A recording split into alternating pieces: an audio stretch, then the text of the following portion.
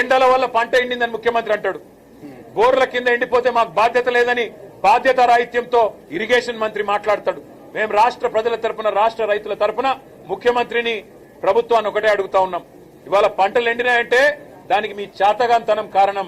గోదావరిల నీళ్లుండి, కృష్ణల నీళ్లుండి వాడుకోలేని తెలివి తక్కువతనం కారణం. చెరువులు నింపలేని తెలివి తక్కువతనం. పంప్ హౌజ్లు టైంకు స్టార్ట్ చేయలేని తెలివి తక్కువతనం. బరాజ్ ఏమన్నా చిన్న ప్రాబ్లం ఉంటే రిపేర్ చేసి నీళ్లు తీసుకోవాలనే సోయిలేనితనంతోనే ఈ ప్రభుత్వానికి ఇవాళ బాధ్యత మరిచింది. అందుకే మేము రాష్ట్ర ప్రజల తరపున అడుగుతా ఉన్నాం. ఎక్కడెక్కడైతే పంట ఎండిపోయిందో ఎకరానికి 25,000 రూపాయల చొప్పున వెంటనే ఈ బడ్జెట్ లో డబ్బులు కేటాయించి నష్టపరిహారం రాష్ట్ర ప్రభుత్వమే చెల్లించాలి. రాష్ట్రంలో లక్షలాది ఎకరాల్లో పంట ఏదైతే ఎండుతుందో దానికి ఖచ్చితంగా ఈ ప్రభుత్వం రైతులకు క్షమాపణ చెప్పాలి. ఇలా భూగర్భ జలాలు అడుగంటున్నాయంటే ఖచ్చితంగా దానికి కారణం ఈ ప్రభుత్వమే.